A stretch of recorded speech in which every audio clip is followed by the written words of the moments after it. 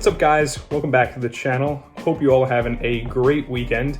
Sorry that this video is coming on a Tuesday. As you can see, I'm not in my typical shooting spot, so apologies for that and just, I guess, the overall look of this video right now. But I just wanted to come at you and share with you some of the pickups that I got this weekend at the Big Apple Card Show. So if you're not familiar with the show, it's really new. This is only the second time they've been putting it on. It's put on in the New Yorker Hotel, which is right across the street from Madison Square Garden, which is super cool.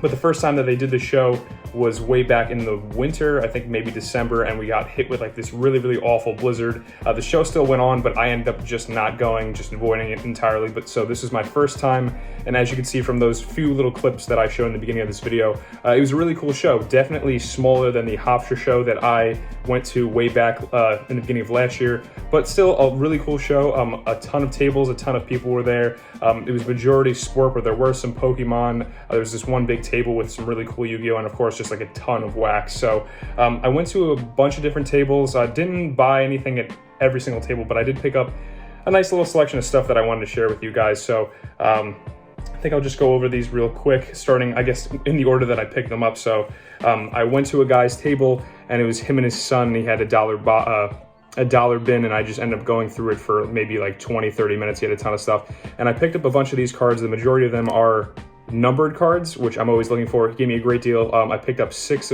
cards for $3, so basically 50 cents each.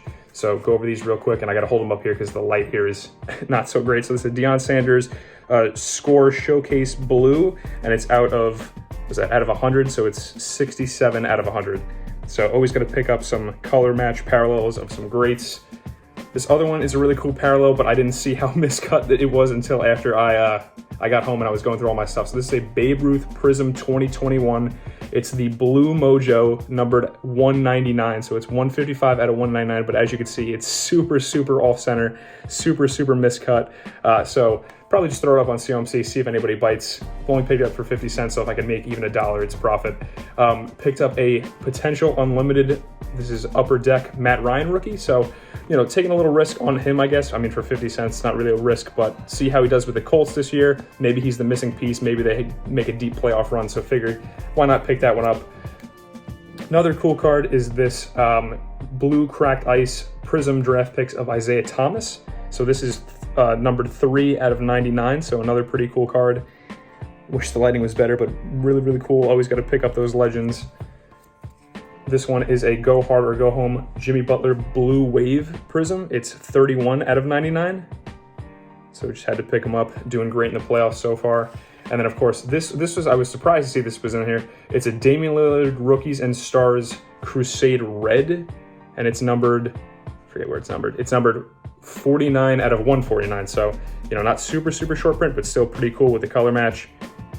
Just had to pick up those cards. So I got all that for $3, so I was definitely happy with that. Went to another guy, looked through all of his stuff for a while, only came away with one card, but I thought it was a pretty nice card, and I picked it up for just $1. It's a DeAndre Ayton out of Hoops. It is numbered 199 or 140 out of 199. Not sure what this would be called. I guess just like a hollow or maybe like a rainbow. But another cheap pickup. I ended up going to a guy who had a ton of wax, and I picked up a blister of the MetaZoo Wilderness First Edition. Been looking for this everywhere, cannot find it in the city, but was glad to have it. So this was only $10. I'm happy to pay it. I think they go for like 7 or 8 retail. So probably open this one. Not sure I'll open it on the channel, but just cool to have some MetaZoo to rip. And then I went to another guy, was going through his stuff for a while, ended up striking a deal on these 3 cards. So first one is a Calvin Johnson Rookies and Stars 2011 Longevity Parallel, and it's numbered 50 out of 99. So if you can see, my phone is not reflecting. Got that nice rainbow pattern. This was originally $6, but I talked him down. I got all of this for $15. This was originally $6. And then this really nice Mickey Mantle. It's just chrome. It's from 2011 Topps Chrome, but of course, as a Yankee fan, got to pick up Mantle, and it's super well centered. So very happy to have this one. This one was only $2, so very good deal. And then this was like the big one that I want to get out of this one. It's an Obi Toppin, the orange, I believe this is called the Orange Pulsar out of Donruss. Looks so much better in person. The lighting here is not great, but see, it says $10 on here. Ended up talking him down, so really nice. Obviously, I'm a huge Knicks fan, big believer in Obi Toppin, so nice to have a color match, nice to have a parallel of him. So picked that one up. And then this was the probably the biggest pickup that I got. This was $30 total. It was funny because there were no prices on this, and the guy was just like, where do you have to be? I wasn't so sure because I had no idea what these cards were even worth. So he said, you know, you tell me number, I'll tell you number, and you know, we'll see what we come up to. So I said 20, he said 40, and we ended up settling on 30. So first off was this Yogi Berra. It's from Baseball Heroes. I think this is 2005, I believe. So it's 35 out of 75. Just a cool short printed Yankees card. Don't see a ton of those floating around. The second card I'll probably go through is this Derek Jeter. It's Bowman 1993 refractor, but it is a reprint from, I think, 2003 is the set. But really cool. Obviously, Jeter is my PC, and just, of course, a cool, really nicely centered card of one of my favorites, so I had to get him. And then another really cool card that I was surprised that was in his sort of like singles bin was this Hank Aaron Sporting Heroes out of 1970 Topps. So everybody's super familiar with this design. It was recently in one of the Heritage sets, but you know, obviously it's not super well centered. The corners aren't great. So I mean, the thing about vintage cards is that there's no really way to price them. It's really just condition based. But I mean, if this is a $5 card, I mean, I got a great deal on it. So just happy to have some more vintage in my collection, especially of an all-time great like Hank Aaron. And then of course, this is probably my favorite pickup of that lot. It is a Walt Clyde Frazier game used patch from 2008 Donruss playoff, I believe. So really, really cool. You don't see a ton of Clyde. It's numbered 152 out of 250.